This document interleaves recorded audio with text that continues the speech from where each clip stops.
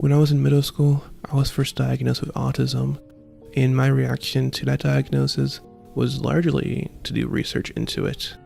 That resulted in, me mostly doing Google searches and watching YouTube videos on autism. During this time, I actually found a YouTube video called I Am Autism, which was actually just basically a propaganda video released by Autism Speaks. In the video, it featured this ominous narrator that would talk about how autistic children would lead to basically the destruction of their family, how it would bankrupt their parents, how it would lead to divorce, all of this super negative stuff, right? Also, it's worth noting for people who don't know, Autism Speaks is actually not this regular standard autism advocacy organization, but it's actually heavily criticized by actually autistic activists. However, what was interesting about this video looking back on it now is that it was really split into two parts. The first part got all of the attention, naturally. It was super ableist, it demonized autistic children, and that's obviously not good at all, right? However, people actually really ignored the second part of the video. In the second half, the video actually turns around and focuses on the families around autistic children. It places the family in opposition to autism. Literally, their autistic children, who is a member of the family as well. It places mothers, fathers, siblings in opposition to autism, and really gives them the charge of recovering some normal child that is taken away by autism. The video says word for word, "Autism, if you are not scared, you should be. When you came for my child, you forgot. You came for me. Autism, are you listening?" So, the ableism in this video is not great, and that got all of the attention. But this second half of the video is interesting as well, right? It pits the family against autism, and by extension, their autistic children as well. The video does seem to forget that autism fundamentally is a part of your autistic child's identity, and to separate your autism from your autistic child is really just to imagine some fantasy version of your child as able-bodied and neurotypical, and not them at all. Basically, it is to want to replace your autistic or disabled child with some idealized able-bodied replacement.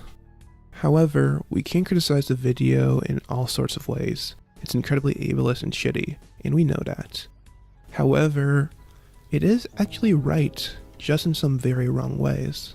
There is definitely a lot of tension between families and disabled people, especially autistic children. And the family can really impact disabled people in fundamentally negative ways because of how families conceptualize disability. This is not just in some of the more obvious ways. Historically, parents were the ones that signed off to put disabled children into institutions that were often abusive. And today, families are much more in support of ABA therapy, while autistic activists routinely criticize it. However, we can think about the impact of families on another level as well.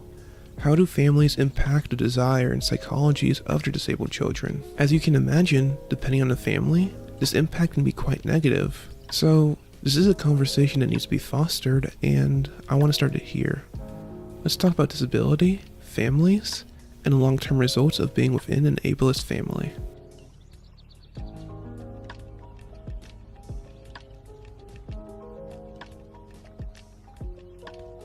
Starting out, I want to talk about families more generally, because a lot of things I'll talk about will not only be applicable to disabled people, but really everyone. While we are going to talk about disability in the history of the family, I do want to talk about psychology because honestly, that's the most exciting thing for me. So, without even having to mention Freud, I think people generally understand the impact parents and families have on their psychologies and how they internalize desires. Very often, it seems to me that families really invest their dreams into their children and often vicariously live through them. While I am going to talk about some genuinely bad parenting, I do think you can be a good parent and still invest your anxieties into your children. For example, the father who is a little too invested in their son's little league baseball team and who tries to relive an athletic past for their son. Or a family who has insisted upon a career path of being a doctor or a lawyer for their children from the time they were 8. Most of us have seen these situations in our own lives, or in the lives of our friends, and we see the impacts.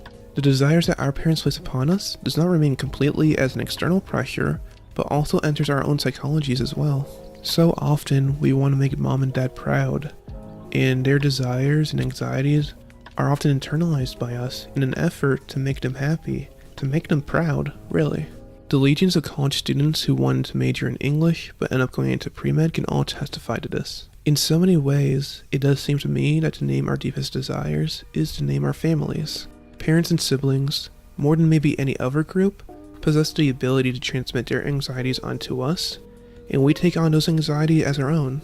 As family scholar Robbie Dushinsky writes, the family is situated as the formative site within which desire is originally formed.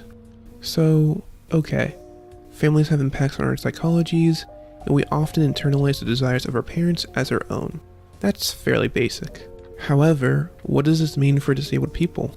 For disabled people, this is actually quite a bit different from being pushed into a miserable career or some other status. For disabled people, it is quite often the desire of being normal, of being able to pass as able-bodied, as they receive the anxieties relating to their disability from their parents. We can really think about this by talking about the memoirs that come from disabled parents. For parents who are able-bodied and give birth to disabled children, they often talk about how the birth or the diagnosis of their disabled child was fundamentally a tragedy, and about how sad they were when their disabled child was diagnosed or born. I do have empathy for what the parent is feeling here, and I am going to talk about the parent's perspective later. However, the basic problem is obvious here. For disabled people, their disability is going to be a fundamental part of their identity, and at the onset, parents are saying, at least within these memoirs, that when their disabled child was diagnosed, when they were essentially assigned the identity of being disabled, that this was actually not something, not even positive, not even neutral, but was actually a tragedy. That their disabled identity, which again will be so fundamental, so core to who they are, is actually something to be ashamed of. And the impact here really doesn't even need to be said. This is not only revealed in the arcs of these memoirs, but also just in the language they use. For example, there's a memoir by Catherine Maurice, who was a mother who gave birth to an autistic child. In the memoir, Maurice talks about the birth of her autistic child, going to various specialists in the 80s with very little success, before finding an early version of ABA therapy which reformed or cured her autistic daughter, at least according to Maurice. In the narrative, she uses language such as recovering her child from autism, and the subtitle of her memoir is A Family's Triumph Over Autism. In the book, she triumphs over her daughter's autism, which, again, is a fundamental part of her child's identity. This is obviously problematic, but is so consistent for disabled parent memoirs, where they use language that implies that their family or the child overcame their disability, and they often talk about how there was feelings of shame and depression during the birth or the diagnosis of their disabled child. In these environments, where the birth of the disabled child is something to be ashamed of, how do disabled people internalize the anxieties and desires of their parents? So often, disabled people are brought to desire able-bodiedness and to perform as being normal in order to allay or to reassure the anxieties and pressure they experience from their family members. The autistic child masks. The child with physical disabilities tries to hide or in some way disguise their physical differences. In all these situations, the disabled child really tries to live up to the fantasized and imaginary child their parents thought they were getting when they were born. This is obviously harmful for the disabled child. It really just serves the purpose of repressing a positive disabled identity. However, all of this, it does serve a political end. I am going to speak more about the family as a political unit later, but I will say that there are a lot of external pressures placed upon families to produce their children as productive workers. And when a disabled child is born or diagnosed, there is a large anxiety that starts up. For example, questions like, will my child be able to work? How will my child make a living? All of these questions are normal, I think, for able-bodied parents of disabled children to start thinking about. For the parents placing pressure upon their child to perform as able-bodied, this actually helps alleviate their anxieties. The belief is that if their child is able to cover up their disability or somehow disguise it, then they'll be able to be a productive citizen within a capitalist society. Basically, the pressure from families can often serve the end of assimilating disabled bodies into an economic system that does not value their labor. Further than the economic component, We also see the emulation of familial pressure within mental health. In a book called History of Madness by philosopher, historian, generally smart guy Michel Foucault, he outlines a history of how asylums progressed over time.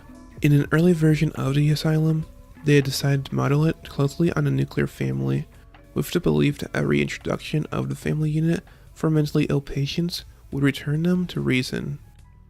As Foucault writes, where family is lacking, the asylum substituted a fictitious familial decor for signs and attitudes.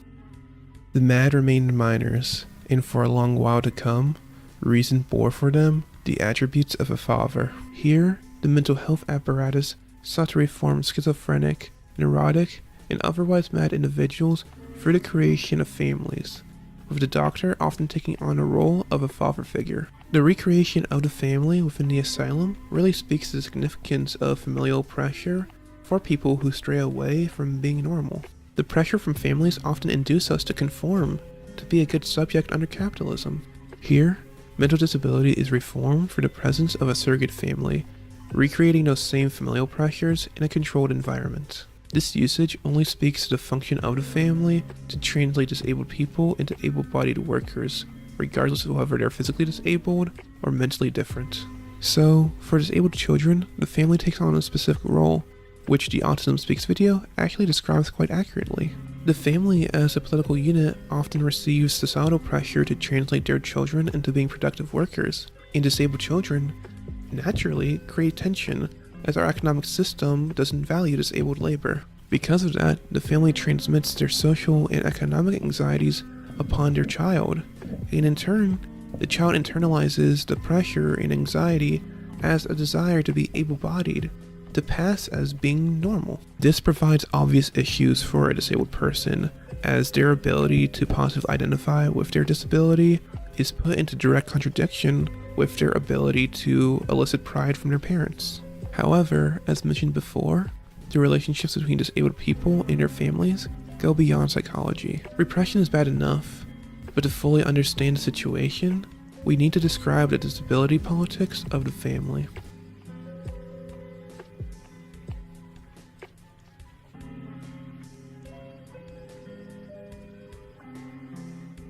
So, I'm going to take a brief detour here.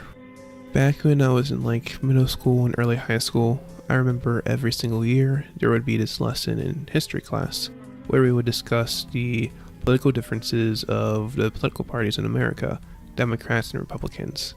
Typically, it would be presented as kind of unbiased infographic where it would say things like Democrats prefer gun control, Republicans prefer gun freedom, things like that. However, what always threw me for a loop in this lesson was, in an infographic, it would say something along the lines of a Republican value is traditional family values. And I would always ask myself, what the fuck are traditional family values? Back then, I concluded that it was really just a euphemism for Republicans not liking gay marriage. But given how the past 5 or so years have gone, I think it really goes farther than that. Especially in the South, where trans rights is a particularly controversial battleground, the family is something that gets brought up again and again, and there is a common discourse of protecting the children, and really, by extension, protecting the nuclear family. So, why do conservatives, since the time I've been alive, have such an intense focus on the family? It is important to understand that, in many ways, the state governs for the family. This isn't just for the psychological impacts I've described before, but also for more logistical means. The family is a tool of biopolitics. What are biopolitics? Simply, we can understand biopolitics as the method by which governments manage populations, controlling their citizenry through a variety of technologies. Biopolitics seeks to optimize a population for production, making sure that the workers are both mentally and physically fit in order to maximize profits and production for a nation's economic output. If we want to focus on disability, we can think about an institution like special education as an example of biopolitics, where a large function of special education is to find out whether a disabled student can be trained into a worker, and if they are not, the student who's too disabled for labor is thrown back to their family to be supported as an unemployed adult. In simpler words, Special education serves the end of optimizing a disabled population for production and work. If we want to go for a more general example, we can also think about gym classes in America. While it serves many different functions, one reason for the presence of physical education in the US is to make sure that graduating classes of young workers are fit for physically intensive labor. While fairly innocent, the application of high school gym classes does ensure an optimal population for hard labor, and this does serve biopolitics. Okay, so high school gym classes and special education can serve as tools of biopolitics. However, how does the family play in here? Under our current economic system, we want a population that is optimized for labor, so the market can maximize upon a pool of available labor, increasing competition and therefore decreasing wages as an effect. The production of children into efficient workers falls upon two institutions, as mentioned before, the school, but also the family. In some ways, we can understand the family as being the foundation for the normalization of children for labor. For example, if you get in trouble at school, especially in elementary or when you're a young child, the major tool that the teacher has at their disposal to normalize or to correct the behavior of a unruly or misbehaving child is to call their parents. That's, in my experience, the number one threat is that if you're misbehaving, the teacher will threaten a student with, I will call your mother, I will call your father. And it is really this threat that implies the relationship between normalization and the family. When the teacher threatens a student with a call to their mother, what they're really saying is that if I or the school system cannot reform you into being an efficient student, and therefore a potential efficient worker, then we're going to expel you to the family who will deal with you then. As Foucault writes, when an individual is rejected as abnormal from a disciplinary system, where is he sent? To his family. When a number of disciplinary systems successfully reject him as incapable of being disciplined, he is sent back to the family, and the family's role at this point is to reject him in turn as incapable of being fixed to any disciplinary system, and to get rid of him either by consigning him to pathology or by abandoning him to delinquency. So we see here that the family is this sort of last resort for biopolitics. If our other institutions or systems are unable to reform an individual, then the family acts as this sort of trash bin by which we can throw our unemployables into. The family is also the lever puller by which disabled people are organized into institutions. Historically, that was institutions for disabled people, and these places were often abusive, and it was the family that signed off on putting their disabled children into these places. And unfortunately, those disabled people were often forgotten by their families. Today, it can look like ABA therapy or sub-minimum wage workshops, which is powered by the investments of families and their disabled children. So if the school finds itself unable to reform an individual, the family will act as an organizer and it will sort a child into another institution if possible. And of course, it goes without saying that displacement of children by the family within institutions has an economic character. Historically, disabled institutions were, of course, not free, and ABA therapy is actually quite expensive.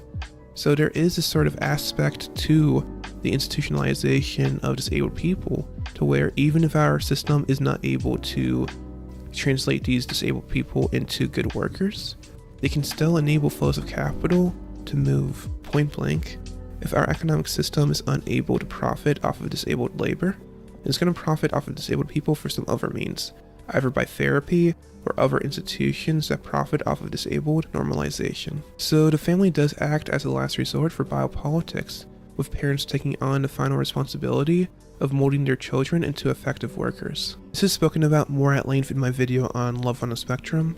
The marriage and the creation of the couple has often been used as a means by which a government can regulate the population for the stigmatization of childbirth out of wedlock. Essentially, if you restrict marriage for certain populations, you also restrict the creation of families and reproduction, and from there, you can regulate and control the makeup of a given population. These policies that restrict disabled marriage have been kept in place in order to prevent disabled families from being created, and in order to optimize a population that is effective and efficient for labor. In other words, the family acts as a fulcrum by which a eugenicist project that minimizes disabled life can be enabled. This control of disabled life can also be understood through the concept of futurity. Futurity is a concept popularized by queer theorist Lee Edelman, who wrote on the exclusion of the LGBTQ+ community from these same institutions of marriage and the family. Edelman subverted the typical response, which was to argue that gay people should be given civil rights to marry and be included in America's vision of family life. Instead, Edelman opts for a rejection, basically giving a middle finger to the institutions that exclude him. More importantly, Edelman provides a criticism of the figure of the child, where the right wing seeks to preserve the child as a symbol of heteronormativity. They say protect the children, not in an effort to preserve life, but to maintain a status quo where the future politics of the population remains conservative. We see this in some of the discourse today, where the family is invoked by conservatives in opposition to trans individuals and the drag community. When they say protect the children, what they are really saying is protect our heteronormative future. For disability, futurity is a bit different, because disability is not conceptualized as an invading threat in the same way queerness is. Instead, disability is something abject, and best to be ignored by hiding disabled people deep within the family unit. As disability scholar Alison Kafer writes, disabled people are continually being written out of the future, rendered as a sign of the future no one wants. The family is both the method by which we hide disabled people and eliminate them from the possibility of the future. They are hidden in the single-family home, being considered too much of a disturbance to able-bodied sensibilities, while also being restricted from the possibility of creating their own family in their own vision. There is no marriage, no children, just disproportionate rates of social isolation. For biopolitics and its optimization of the population for production, there is no disabled future, only a eugenicist project intensified by the family. So we can understand and talk about psychology and desire and the tension disabled people have with their family members. That's all important. But there is also some very real political and economic mechanisms that places the family against disabled people as the political unit, and it's important to understand that and talk about it. The ableism is not just your dad being shitty, but also the ways in which governments pressure and influence families into being antagonistic political units.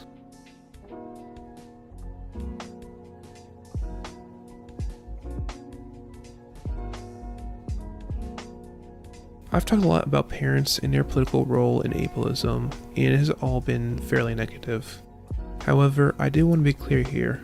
My point is not at all that parents suck or that parents are bad. Really, it is that this is a system of harm for both sides. Parents are hurt by the ideologies and conceptualizations of disability as well. So in the end, I think it would be too easy to just say that parents are bad or that parents are irredeemable, or whatever insult we want to throw out. The reality is that we're stuck in the same system together, and by changing that system, by reforming or revolutionizing our family lives, we not only free disabled people from legacies of trauma, we also enable parents and the family members to also heal from pain. One way we can talk about this is through the discourse surrounding what some would call autism warrior moms. Autism warrior moms are the labels given to parents, predominantly mothers, who take on certain militant attitudes towards their autistic child's difference. For mothers of autistic children, particularly those who show their children on social media or through blogs, they often place themselves in opposition to their child's autistic identity. This was shown well in I Am Autism, the video mentioned at the start, but also through incredibly popular memoirs written by parents of autistic children. For example, we can see this in a writer like Jenny McCarthy, who talks about curing her child's autism in a book literally titled Warrior Moms. Within a significant portion of families, there are often parents that take on a reaction to the diagnosis of their disabled child by standing in opposition to their diagnosis. In their mind, they're saying, I am going to fight tooth and nail to heal my child, to regain the healthy child I was supposed to have. Now, we can be very critical about this, and we should talk about how these attitudes lead to some disastrous results. However, I do want to give space for empathy here. Disabled people are not the only ones wrapped up in an ableist system.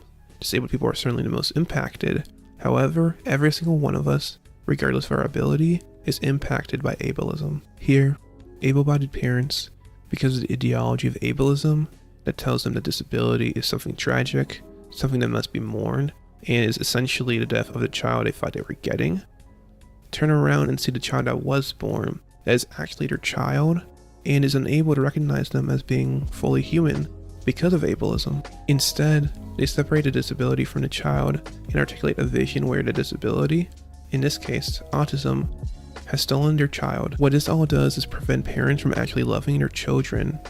It's not that the disability has stolen their children, but in reality, the ideology of ableism has stolen the parent from the child. So, in my view of it, both parents and children are hurt by ableism, as it's the internalization of ableism and attitudes surrounding disability that causes a parent to lose their children, and vice versa. What are the forces and mechanisms behind this reaction from the parent to reject their disabled child? Obviously, ableism plays a big part in this. We all take on attitudes surrounding disability from the society around us, and because society broadly devalues disabled life, we can often internalize those attitudes surrounding disability. However, it does go a bit beyond that, and we can understand the pressures placed upon parents for the label of autism warrior mom.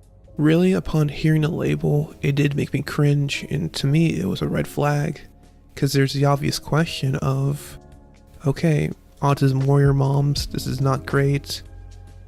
Why is it gendered, and where are the autism warrior dads? And of course, patriarchy analysis, feminism, all of that stuff tells us the dads oftentimes may not be present or there. When you reflect on the label further, it does actually unveil a really important intersection. Nothing reinforces ableism quite like patriarchy. So let's talk about motherhood, and more specifically, what makes a good mother? There are a lot of layers, but at certain levels, we can understand the concept of being a good mother as your ability to control your child and to direct them into being a good worker. One large function of being a parent is control. If your child is crying in a grocery store, or is restless on a bus, or is otherwise misbehaving in public, there's a whole system of social repercussions to really make you feel shame around your child. We can think about stares from strangers, passive-aggressive comments from other mothers, and the general judgment of a society against a mother who is unable to keep her children in line. Here, for parents and children, there is a mutual surveillance. Mothers keep their eyes on their children as a means of control and discipline in order to keep them in conformity, while mothers are also surveilled as a means of judging a woman as either a good or bad parent, and applying a system of rewards or punishment on that basis. Given this understanding of motherhood, it strikes me that to be a mother of a disabled child under patriarchy is to be considered a bad mother.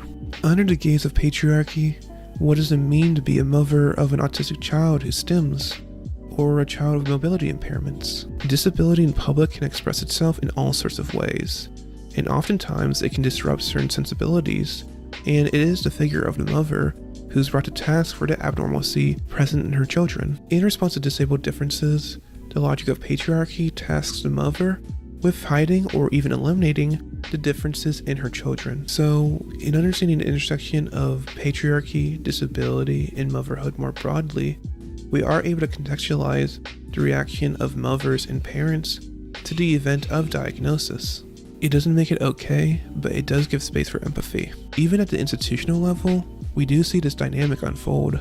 When you look at autism organizations that support a cure for autism, we see consistent origin story. A mother or grandmother experiences an autistic birth, or is otherwise faced with having a neurodivergent family member or child, and upon seeing what the medical community has to offer for autism therapy, they leap into creating a foundation to fund research for a cure for autism. We see this in Autism Speaks, with Bob and Suzanne Wright being the most famous founders, but also with organizations such as Cure Autism Now and the National Alliance for Autism Research. Here, the drive for a cure is born out of reaction to patriarchy and a disciplining of mothers. To prove yourself as a good mother under patriarchy is to normalize your disabled child, to disguise or cure their differences, or experience the shame and guilt from a failure to do so. Ableism and patriarchy is intertwined, especially when it comes to family units. It is these systems that stop parents from experiencing the joy of their disabled children, regardless of their differences. We can be 100% critical of families and talk about how parents can really hurt their disabled children, but it really does stop at this point. In the family, we are all impacted by disability, and nobody escapes the impacts of ableism. To work towards disability rights is not just to help disabled people live lives of dignity, but also, really, it is an act of emancipation for the able-bodied people that surround them. Maybe most of all, their parents. By deconstructing ableism within the family, we allow their sense of tragedy and loss to evolve into a river of love.